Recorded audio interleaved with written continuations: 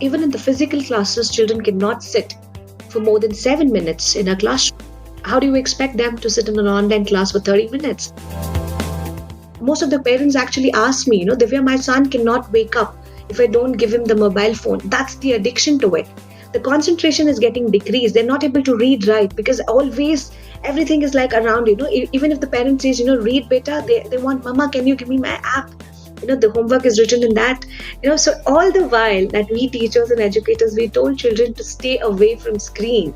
And look at what COVID has done. This pandemic has actually turned the entire education upside down. And one man said that now the entire school is in the mobile phone. And see, this has disrupted the entire pattern of the education system, and we're helpless with that. Hello everyone, Ashok here. Thank you for tuning into this 8th episode of Indian Startup Stories. I'm very happy today to bring a woman entrepreneur for the first time in this show. Today, our guest is Divya Madhukar, founder and director of Trained Brain Preschool, a division of Trained Brain Education Private Limited, having its branches in Bangalore. In this episode, Divya talks about her academics, career background in the IT, thought process and a reason to venture into educational institution, how she handled the transition from an IT employee into full-time entrepreneurship, the challenges and the team behind her success, how she managed funding and the research went behind before the kickstart, COVID impacts and how the team managed in pulling it through, their experience in training the kids virtually, tips for parents worrying about increased screen exposure for kids, observation among the kids in kindergarten now with KG kids 5 years before, and much more. So let's jump in. Hi Divya, thank you for coming on Indian Startup Stories today. I'm personally very excited as you're the very first woman entrepreneur on my show. Welcome. Thank you so much, Ashok. It was really nice that I'm there on the podcast, and I'm really glad that I'm the first woman entrepreneur to be on the show. I'm really glad. Thank you so much. My pleasure. Please share about your background, education, and your initial career days. Myself, I'm an engineer. I did my bachelor's in engineering and computer science from Bangalore, from a very reputed college. And then I continued taking up my MS in computer science from Wellington University. So this was my educational background, and then followed up, once I had my transition in my career, I started working on many other child developmental courses. Like I did sessions on Montessori education, workshops on early childhood education, like early childhood care and educational development, multiple intelligence by Gardner's principles. So these were certain other certifications which actually added on to it. I'm still looking for doing my B.Ed actually, so I'm still pursuing my B.Ed. Okay, that's interesting. Nice to know. Please intro about your school, TBPS, its uniqueness and what attracts parents towards TBPS. Okay, so TBPS, I can say it's like 13 years old. So it all started in the year of 2009. And with this particular journey, it is one of the division of Trained Brain Education Private Limited. Along with the preschools, we do have many other institutes which is associated with it, like the Teacher Training Institute, the Sports Academy, which is with that. And the uniqueness about the preschool, I could say, is like every school has a different uniqueness. And what's so unique about our school, I could say, it's according to me, because whatever I'm talking is like according to the knowledge that what I have and I feel the best, or I feel it is unique. Maybe it could be something which is very similar to the others itself, but I feel this. One is like the classrooms that we have, the infrastructure that we have got it earlier itself in 2009. So TBPS was one of the biggest preschools, so that is one of the uniqueness, because it's never done keeping many restricted limitations, but it is done just like, keeping the mindfulness of children, wherein there are play areas separated. So they have a dedicated space for every activity. So like, the moment that the children walk into the school, so they have the lobby wherein they could, say goodbye to their parents, and they smoothly get transition into a play area where the child can actually, like relax and then get into a circle time activity zone, wherein every space that they actually move, and it's like, it's a journey that the child actually, paths through. And that's one of the beautiful way it's been grafted, so we designed the school in such a way that the children find it very attractive. And moreover, it's like the place is very child friendly. So we have separate classrooms, dedicated classrooms for each area. Like AV rooms are different, the classrooms are different. We have a child's library. The books are filled with, the age level, subject oriented books. We have an auditorium, multiple environments for children. We have theater clubs at our school. Then we do have a gymnasium area. We have a free play zone. All these are the different areas that we have it. So it's a dedicated space for every area. So there's no multi-sharing of the areas as such. So that's one thing which is unique. And second thing is like it's on the curriculum and content, because we don't stick to one curriculum, because children are 2 to 6 years of age, so they are kind of absorbent mind, so when we have these multiple what do you call, like the curriculums which gets integrated, it becomes really beyond. So we follow 80% of Montessori, because we also need a little bit of writing into the preschooling, wherein we work on the pencil grip, we give children a little enhancement on that. So we kind of integrate it with other kinds of preschool methodologies also, like high scopes method, Piaget's, Reggio Emilio, multiple intelligence for report writing and acting. So this one thing, it's like I could say it is little unique because we have a little of everything. So I could say it's like more or less like an integrated kind of a curriculum. Wonderful. Yeah. Coming to the thought process, how did you venture into this educational field, and what was the thought process to address and solve the problem in this space? Okay, so let me answer this in two parts. So it was at 2009 when Ashit, my elder one, was born. I introduced him to a concept of flashcards. So flashcards are a large cards which will have pictures, numbers, words into it. So when the rule is like, you need to flash those cards in front of the child. Not it has to be at a flickering speed. So you cannot flash it more than a second. So when I started showing them these cards in front of him, I was really surprised to see the enthusiasm that he showed, to learn, the passion that he actually had. And this was something which is very rare in young children. This is also a unique ability to learn things efficiently. So that is when I started working out, so why shouldn't I be doing something more for my child, wherein he would be able to read and write in a better way.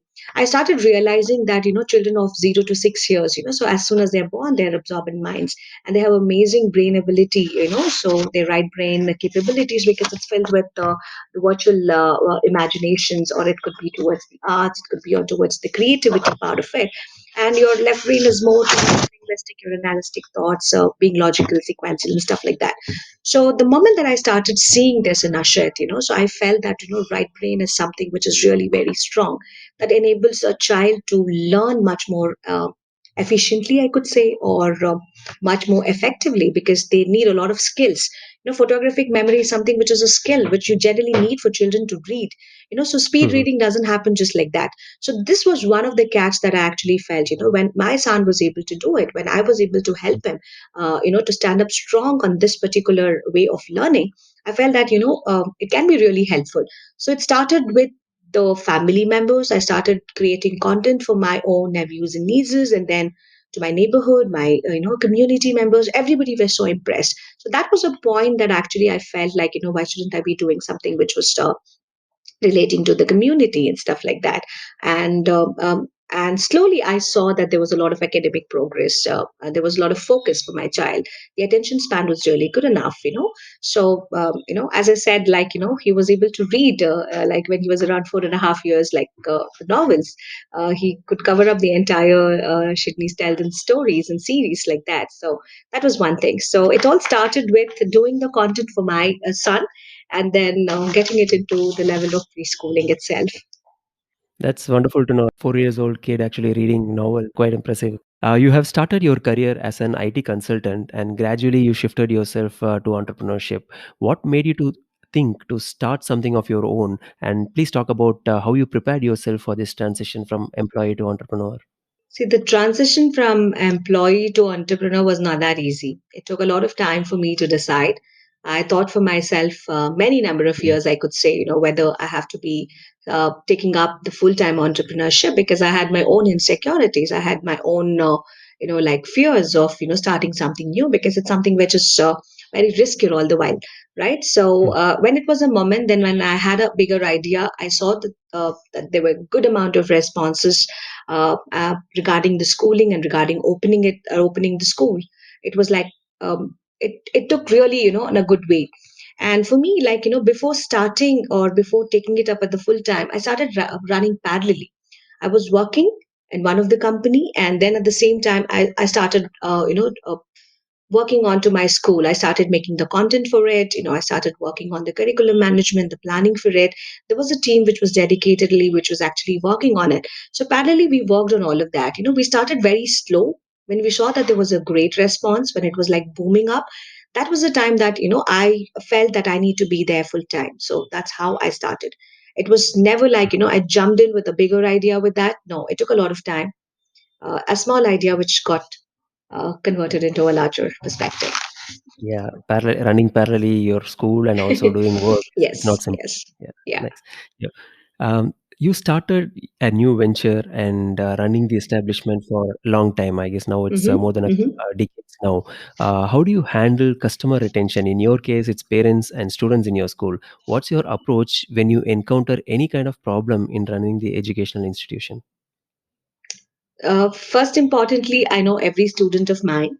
I know every parent who are associated with the child because the first interaction that happens, whoever walks into my school, they actually undergo a first interaction with me. Then is where the students and the parents are rooted to their respective class teachers because from there, children and parents are with their hands. Luckily, like, we have not encountered major problems, which has actually come to my, knowledge, because everything is sorted at the teacher's level itself. And they're so guided, they're able to take it up. What consistently we always like look forward is like, that we don't encounter much of the problems, but so you cannot be 100% perfect. There could be slight negligences, there could be slight problems that we encountered, like petty things like, the child has not completed the lunch box, or the child has was hurt in the school. So these are the smaller issues that we've actually encountered. And the first thing is like we admit. Okay, so it's like, you got to apologize. So that's where it is. You need to be in a service industry because something that the parent was actually promised and it was not delivered, we take it up. So we also make sure, like, why was the child not able to eat the lunchbox? There could be different reasons which is getting associated with it.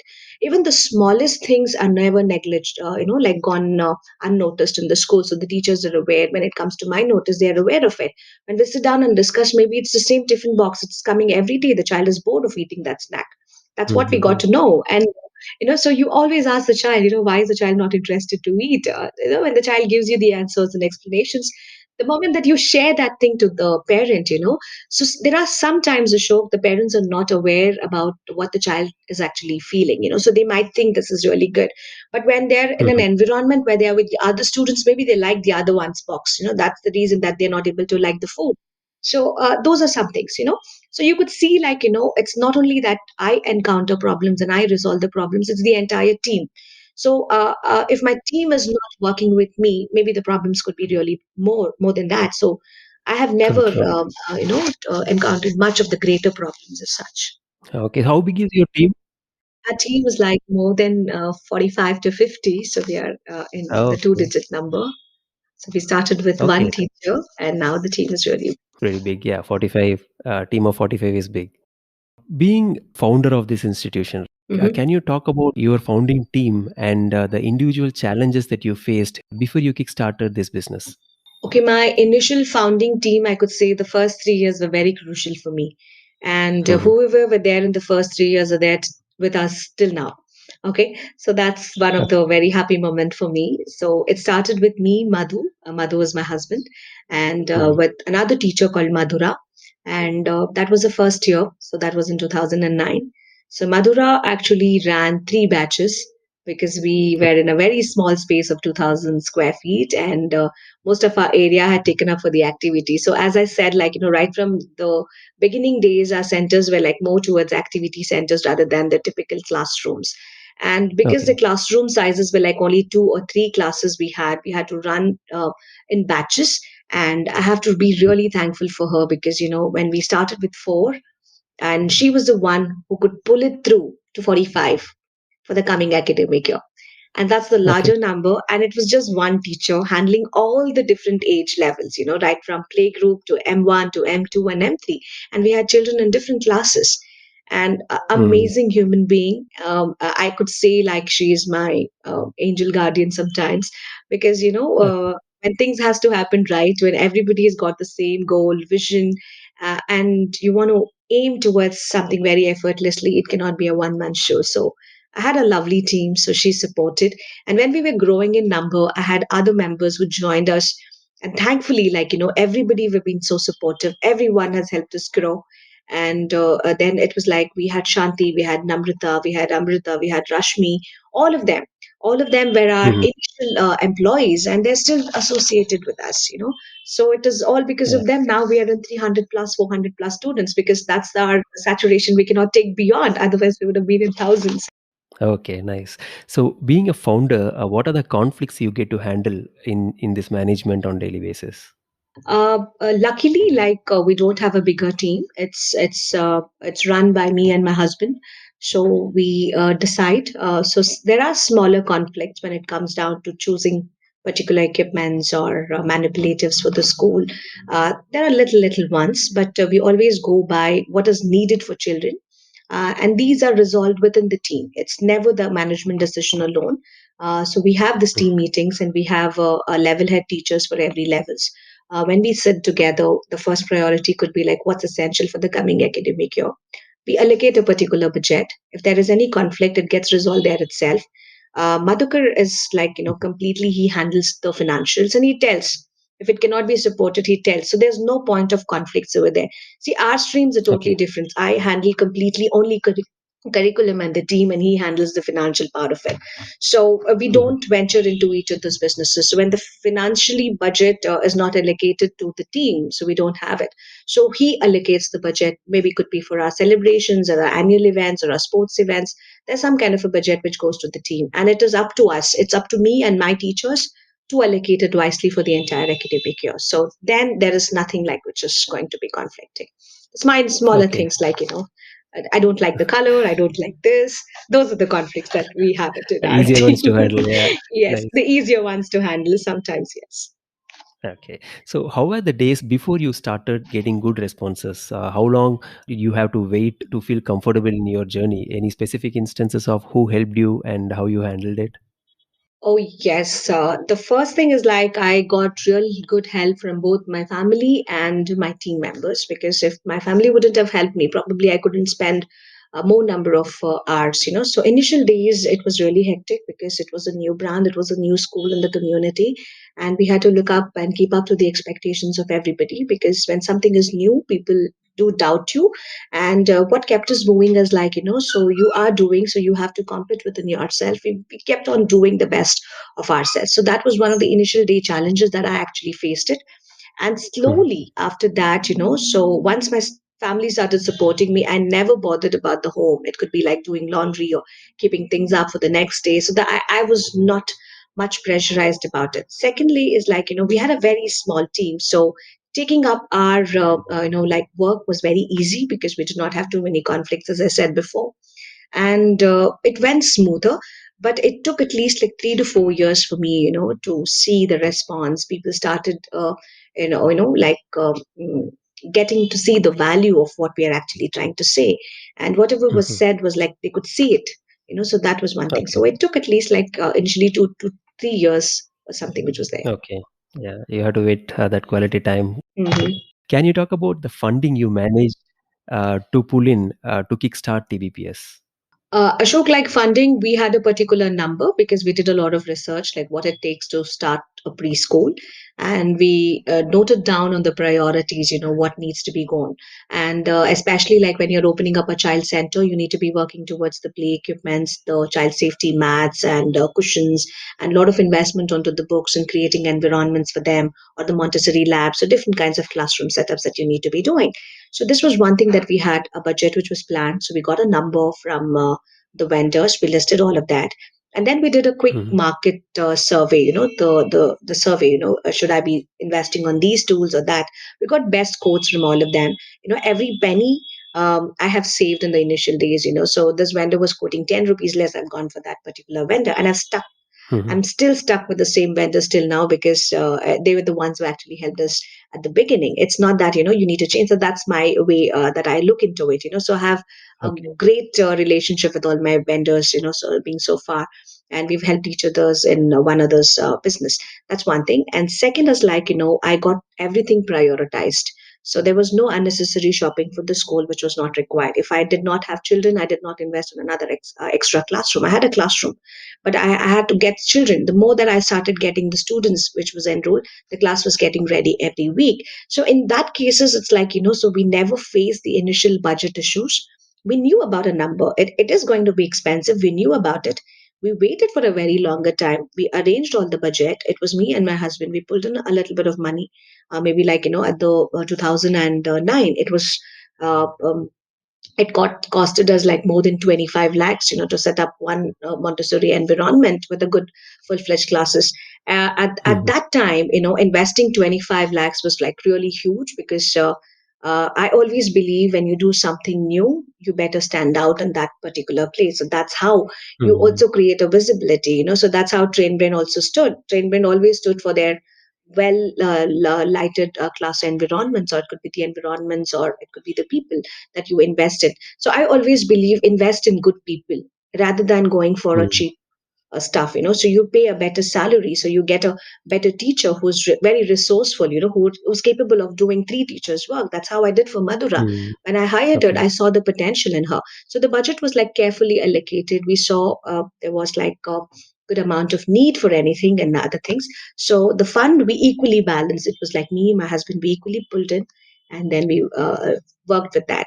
So it went good. We Okay. saw good response.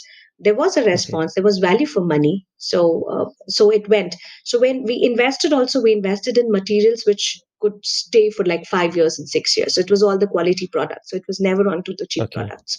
That's nice. Yeah. Good amount of planning has gone there. Nice.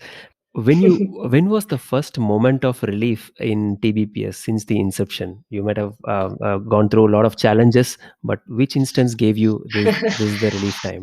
Yes, yes.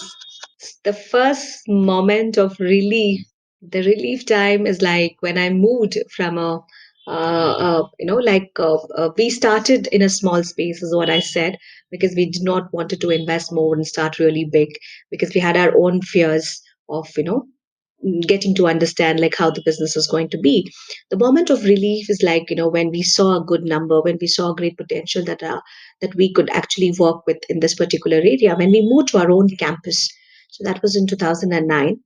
We moved to a larger campus with 10,000 square feet, and it was our own premise. So that was a big moment of relief for me at that particular moment, because I'm a person who loves to do something for children at that particular moment. And I felt that Mm. there was relief, that, it's like owning something is a bigger relief. It could be small, but you got to own it, Mhm. So that was a moment of relief for me. Yeah.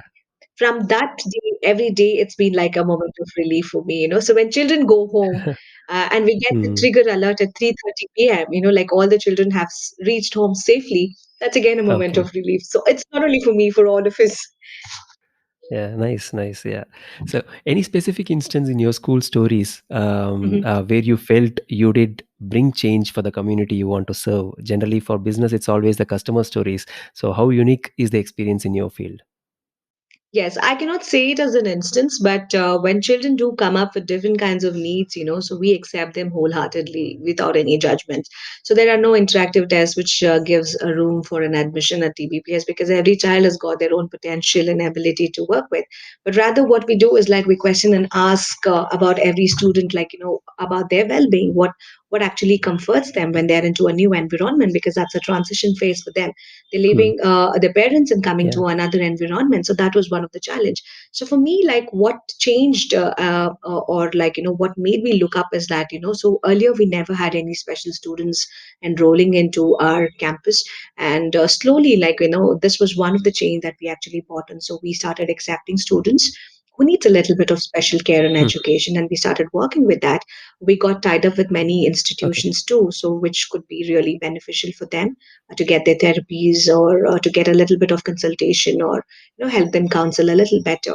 So this was one of the thing, and I could not say this was challenging. It is little, but in a own way. But once you start understanding the child and what they need, it is not going to be that very difficult. So you need to have a listening ear and a kind heart to accept them. So that's what I feel. Hmm. So Nice. Coming to the impact of COVID, how COVID has impacted you? Schools were the first institutions to close down. Please talk through how you managed and how you and your team pulled it through. Okay. Okay. So, likely that all of us have experienced this imposition of lockdown, right? So, it's the shock to the entire system. And personally, like, I have experienced a lot of, like distractions. It could be like, I have felt lonely sometimes. I have felt listless sometimes. To be very frank, I was also anxious because every Hmm. time we were so driven to distractions, not only by family, but even professionally also, and constantly like we are under each other's heels, and above all everything happened at the same time, right? So as individual I had True, to true. make a lot of changes to my life, maybe it's small, be it big. Every day I had to change it. I had to like schedule, I had to reschedule, I had to accustom everything accordingly. But even though we were physically distanced, like the internet and social media actually kept us together, for each other from each other's homes, I could say, not only for days but for few months. So our social relationships have not got suffered. But at the same time, what I could also say is like, COVID has also allowed me to explore a lot of my hobby ideas. So I have learned a lot. Across the Hmm. schools, you could say like, more than over like 1.2 billion children are out of their classrooms. So, but Hmm. what I could say is like, as a result, that education system has dramatically changed. I could say in a distinctive rise of these e-learning platforms, whereby the teaching is only like undertaken remotely and on Yeah, digital platforms. But you must at least like understand like how many of the children are able to get the online learning. true. If they're not able to get, what is the alternate source to it? We don't have any alternative to increase the retention of information. At least like Hmm. online platforms are helping them to not to forget Yeah. the information what they've already learned it. And if you see, like, the younger kids, it's still fine. People say it's like, preschools, it's only ABCDs and numbers, but it's not that. It's way Hmm. beyond. The child is actually learning to step out of their home, get socialized with the others, right? Now, this True, sudden true. shift away from classrooms has made so many parents to drop the admissions to schools also. They say they are Okay. Hmm. homeschooling. Yeah. Absolutely good enough. If the children are not able to take up the online classes because of multiple reasons, so we have parents, both of them working, and the classes do happen at the same time. It's very Yeah. difficult for them. So all these reasons have caused a lot of admission drops for this academic year. And if the Okay. children are learning, it's good. If they're not able to, we still are not able to find an alternative source to retain the information what they have actually learned it. So one way it Right. is And like good, one way it is like it has hampered a lot in the education yeah, sector. and now everyone is actually forced to get some kind of a tech support to run Correct. things virtually. How are you handling this tech support behind running TBPS during COVID The and also tech now? support, as I said, like my team is equipped. We have been using the technology since almost like the very beginning days, right from 2004. Right from 2014. The school is on the school application, so we have the school app, and the teachers know about it. So the daily updates goes, the weekly updates goes, the monthly calendars, the events, everything is on the platform. So they are quite good enough in handling the basic tools like Microsoft Word or Excel, or make PowerPoints, make lessons, and everything. But what we were never exposed is like coming live on screen, talking to one another, sharing this, because so every time we used to do that in front of a classroom. We're so used to educate children standing in a larger group or the smaller groups, but never in front of the screen. So this was one of the challenge.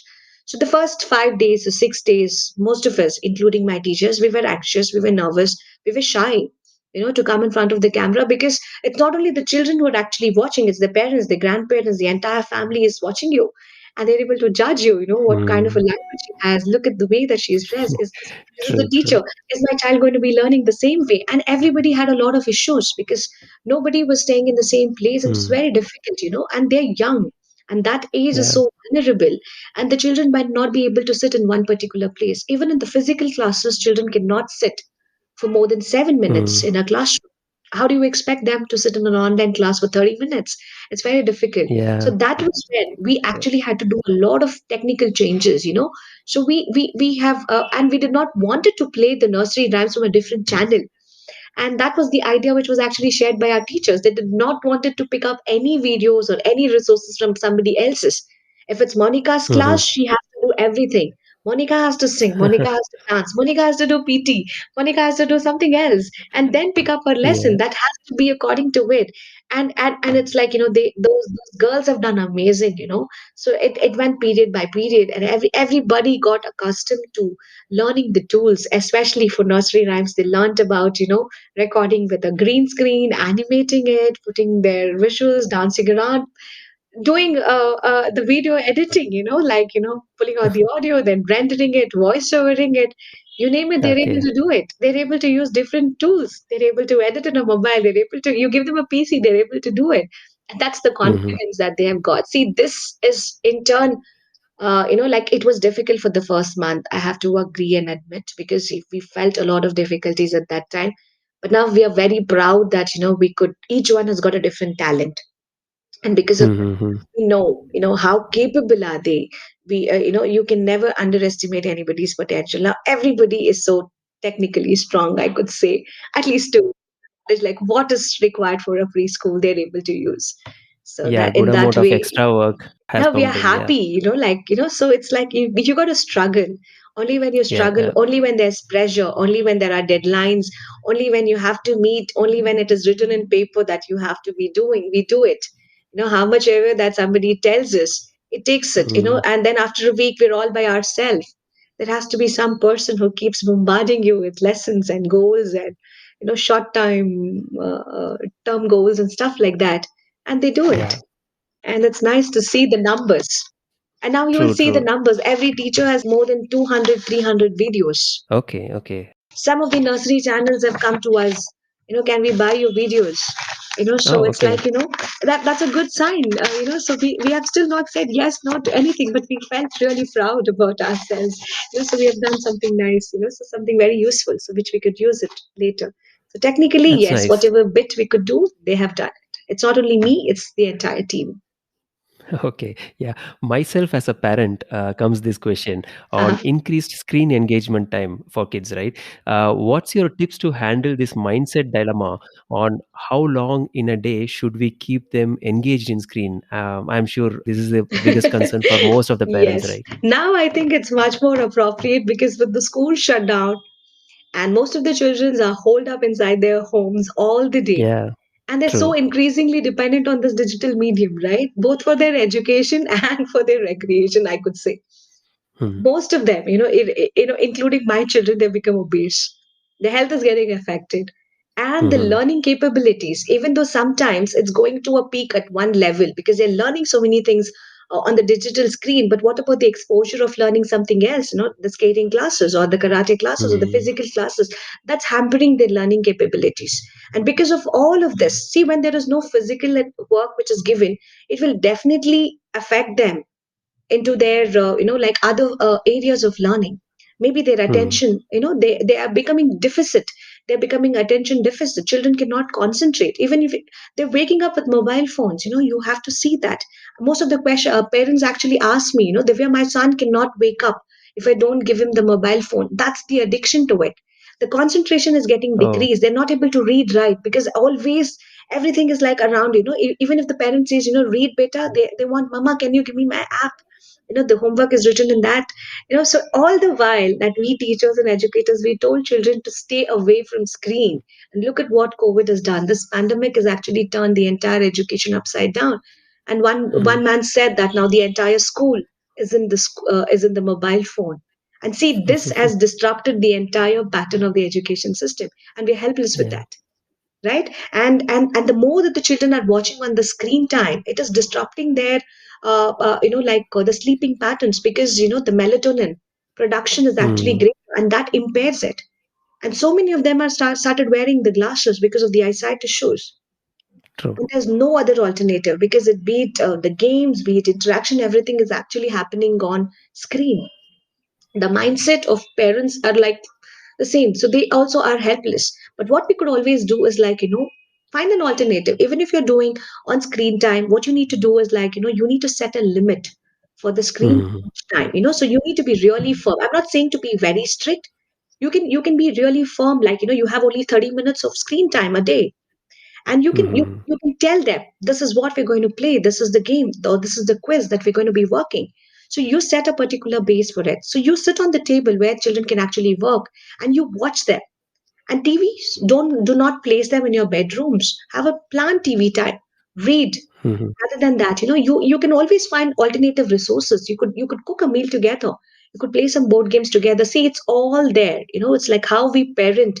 It's not that you need Mhm. to be dependent on the school. So it's not that we teachers will have to be telling you that don't watch TV. As you parent, you can take the responsibility of setting limits for your children. Tell them, do not watch TV, and don't be dependent on teachers. They'll be like, if the teacher says my child is going to do, no, I'm always against that. Mm. Your children will learn everything and everything from you because they are more with you. It's like how you do everything is how you do anything. That's how Yeah, you have that's to pick it up. So it's all in the mindset. It's all in the mindset. See, I am a person who is always encouraging children to get along with technology. I always tell them, you need to be working with that. You need music, you need content, you need interactions. So you need some kind of a screen time. Children understand it better. I Mhm. cannot do art and craft all the while. It is so nice to show me a visual picture. And the more you show them in a photographic memory or the visual, the children will be able to grasp it very nicely. But that has to be only Mhm. for some minutes. And thereon, you build the content, you get involve them into a conversation, ask them questions, comprehend.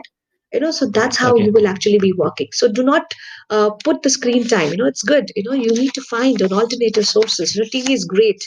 TV is True, great. true. The other sources are great. Internet is great. It's one source of, I can say Gyan Bandar or knowledge. Yeah, So for you have to learning. resourcefully use it. That's it. Oh, yeah, yeah, that's true. Now we have different syllabus for teaching kids, right? What is one big concern or confusion you see among parents these days, and how do you address them with different set of syllabuses and different set of categories? Okay. See, there are different curriculums, there are different boards, and selecting a curriculum depends upon numerous factors. And we have to be understanding this. I cannot say that, because I like CBSE, I cannot say everybody to take up CBSE or ICSE. So parents will have to understand and they have to consider before taking this particular step consistently. One is like, I could say, like, what is your aspiration? What you want your child to become? Or what is the aspiration of what your child wants to become? Okay, so this is one greatest thing. And what is your goal? What could be the goals of your children? And do you constantly relocate? Maybe it is locally or globally. Okay, so you need to be choosing the curriculum or the syllabus, or I could say even the board according to this. Now, what if you're constantly relocating locally? I would prefer go to CBSE because it's the nationwide curriculum, and children will not have a lot of difficulty in coping up with the same curriculum. And now, what if you're Okay. globally like relocating? At that time, you could choose syllabus like IB or IGCSE. Because in that cases, what happens, your children will not be hampered with the learning interest. Or it also Mhm. depends on the varied interest what your child has got. Some children are good in art, some are good in music.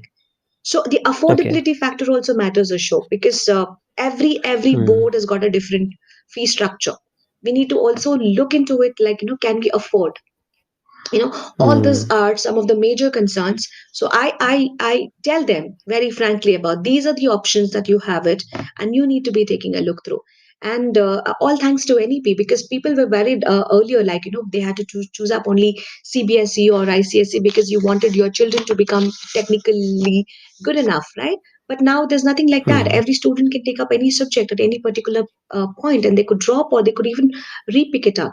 So there are a good amount of educational changes which is actually happening, and we will foresee that in the coming academic Okay. years. Now the 10 plus 2 system is now changed to 5 plus 3 plus 4. Yeah, yeah, that's true. Yeah, and the change is there in all the categories, right? Irrespective of higher studies or kindergartens, right? Yes, What's your observation about kids now in KGs compared to the batch 5 years ago? I could say they're super smart. Okay, so they don't have the fear of coming to school. They don't have the fear of leaving their parents and staying for 2 hours in school. Like, you Mhm. could see like the number of students who had trouble in settling down has really come down in the past 5 years, if you see.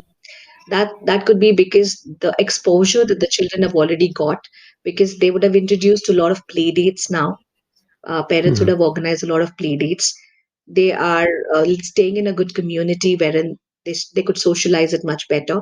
So and that is one of the thing. And then is like they already know the content. It could be alphabets or numbers or any other conceptuals. They know about it. They come with handful of information. So whenever we sit down for the interaction, children know many things. And they're fine with it. They know that, when we say, okay, your mother will not be there in the school, you have to say goodbye. They're like, I already know that. Now the parents are being so positive, they are being very truthful to them. Earlier Hmm. days we used to say, like, I had seen myself, the parents, moms and dads used to say, maybe don't go, don't cry, I'll be sitting here only. But the schools will never allow them to sit. So it's like you're lying there, right? The child is Hmm. still got into the same thing that, my mother or father is going to be sit there. And they walk around the corridors when they don't find them. It's a kind Hmm. of, breakage of the trust. But these days, what we always have seen is like, the parents are so positive. They say, it's just 1 hour, I'm going home, I'm coming back. Okay, they're already setting that in mind. So the child is so absorbent into that. They're like, okay, my mother's going and then she'll come back again. So I'll have to stay here. So they know that. Okay. And that Hmm. is one thing that I've seen. And it's really good. It's really good that, that we see a lot of, like Nice. children being very, very educated right from the beginning. So that's why we say home is the first schooling and the parents are the first teachers, right? So Yeah, home yeah, yeah, is true. balanced. Yeah, I could say that. Nice. So, what is one important quality you teach to your own kids? Adaptability. Okay, okay. They have to adapt to changes. I feel Hmm. it's important because you cannot stick your life to certain rules that this is how it's going to be. See, the COVID has taught us so many things, right? So we need to be Right. adaptable to changes. So that's one thing that I would suggest for everybody, not only to my child, to everyone. Okay, nice, nice. So, for people going through failures, what's your message from your experience in order to uplift them? Failures, is it? Okay. So in that case, I could say, like, right from Thomas Alva Edison to Walt Disney, it is like, we never shortfall of people, Hmm. like having the failure. See, the key to failure is like, when you try to please everybody. Hmm. This was something that I had it initially. So this is my own experience. I was a person that I used to always feel like, when I do things, everybody should like it. I Okay. was like a perfectionist. It has to be like this, it has to be like this. The more that I went on, it was very difficult for me to let go. So I was like, every time when somebody used to not like the work, this was in the early days, and as a child when I was raised and everything, and whatever I Hmm. used to do, I was not very satisfied by myself, and I used to always feel that I'm a failure, I couldn't do that. And all this was accompanied by many emotions of mine. So I was embarrassed at sometimes, I was anxious at sometimes, I was anger, maybe I could not express it, I was sad, I Hmm. was shameful, there were so many emotions which got attached to it. And the moment that I started realizing, I felt bad about myself because it was not at all motivating for me. And slowly, once I started embracing the failure, that became a motivational factor for me. I Hmm. said to myself, the more you grow older, you start realizing that failure is not only yours, it's there in everybody's life. So what you need to do is like take that bad. It's okay to feel bad. You need to Hmm. feel good. It's not that you have to feel only good. I started accepting to feel bad because that was motivating me. I cried, I felt sad for that particular moment. I started Hmm. reasoning out, what was that thing which actually made me to feel sad? This was the failure. I started working harder the next day. I started finding the solutions for it. So the next time I started improving on that particular thing. I started embracing all my emotions. I started Hmm. liking the failure. And every time that this happened to me, I started writing. If you see my goal book, I'll have so many goals, so it's like more, Okay. everybody will have 3 goals, 5 goals, 6 goals. I'll have like 500 to 1,000 goals altogether. And I That's have a very recorded great list. all Yeah. over through my voice. And I affirm Okay. every time, so failure is nothing that, it's bad, so you call a friend, you talk about it. So Hmm. I have very less number of friends, I talk about them. This is how maybe the failure, whatever I feel, in others perspective, they wouldn't feel it. So Hmm. everybody has got a different opinion on their own failures, right? So I Right. started removing the irrational beliefs about what I had. Then I started getting thoughts like this is actually not failure, maybe it is a mistake or it's a galti, right? So I Hmm. started developing the realistic thoughts about what's a failure about. Then I started writing the affirmations. Let me challenge to do something more difficult every time. And I started telling that I can handle failures, I can learn from my failures. The moment that I started working in it, I started working on taking responsibility.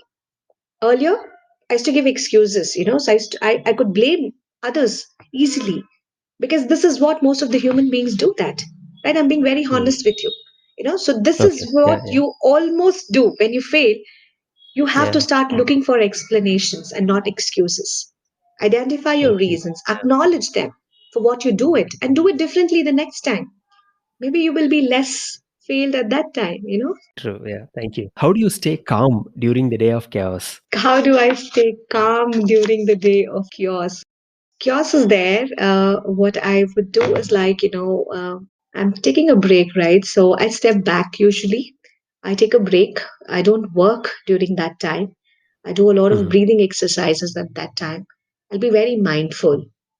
I'm a person who will think twice, thrice before I speak out anything. I write down what I need to be speaking. All the harshness, all the bad things come out on paper. I feel it's much more better rather than speaking it out. So I stay calm. Chaos is there in everybody's life, so it will be there. So at that Mhm. particular moment, I would suggest like everybody to step back, relax for a minute. If you're not able to work, it's okay, take a break. Nothing's going to end your day. Work on your breathing because that's when people lose the sense. So and be more mindful. It's very relaxing. That's nice. What is your suggestion for young people having big ideas but they are afraid to begin with?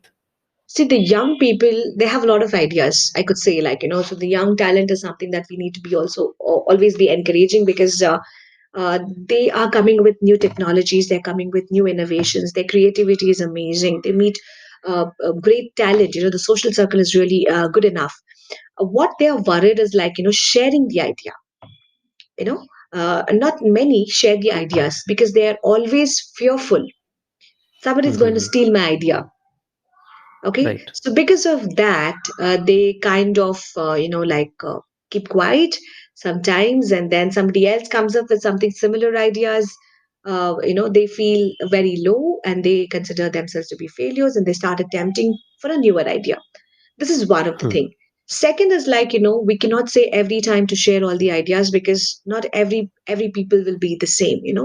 So sometimes what Mhm. happens, others might pick their ideas and answer it a little Mhm. and prove it as their idea too. So this is there with the younger generation because they are worried about sharing their ideas. So when you feel that the idea is good, I would always suggest them go for it. So go for it. Okay. Don't wait for 10 days of development, adding things to it, making it look more beautiful, making a beautiful Mhm. presentation. No, it's a thought that you had it.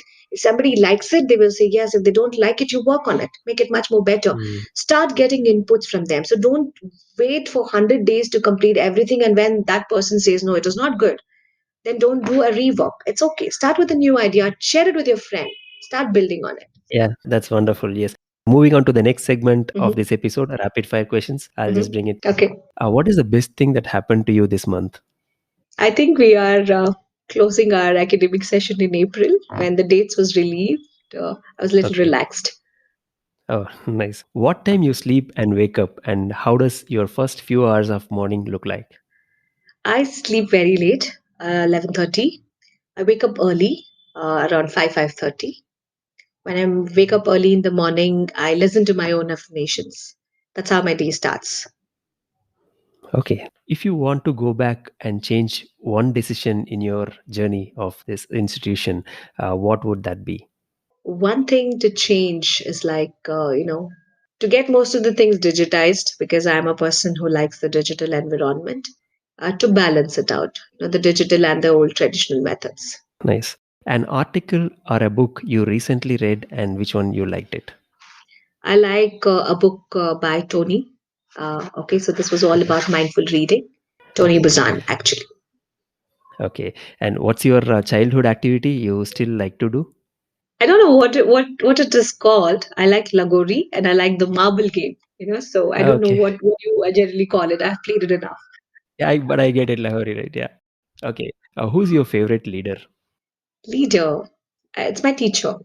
I still consider her as my mentor, my leader, because she was the Oh, one who made all of us, to think positive. So I still consider her to be my leader. okay, nice. What does creativity means to you in one sentence? Creativity is within you, so you could embrace it. So do whatever it is, and that's going to be your creativity. Okay. How long do you read in a day? More than 1 hour, more than an hour. That's nice. And what's your retirement plan? Retirement plan. I have not made any. Maybe I'll retire one day, and the plan is like being with children itself. So I have not imagined anything without being children in my environment. So Okay. And your favorite city to live in? I like Bangalore. Nice. I expected.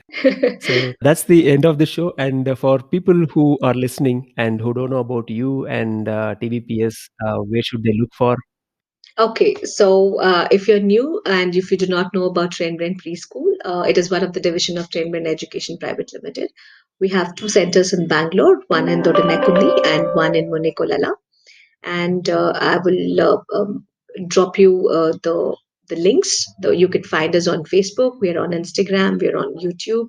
You could follow us up over there, or you could also visit us in the physical centers. Both we're available from Monday to Friday from 10 a.m. to 12:30. That's nice. I'll definitely leave those links in my description. It was wonderful having you on my show, Divya, and getting to know about all the information and the knowledge that you have. Thank you, Ashok. Thank you so much. Okay, we are at the end of episode number 8. Thank you very much, Divya, for coming on and sharing the insights. And to our listeners, you can find out the episode summary in the description. Until we catch up soon, stay tuned, be motivated. Thank you.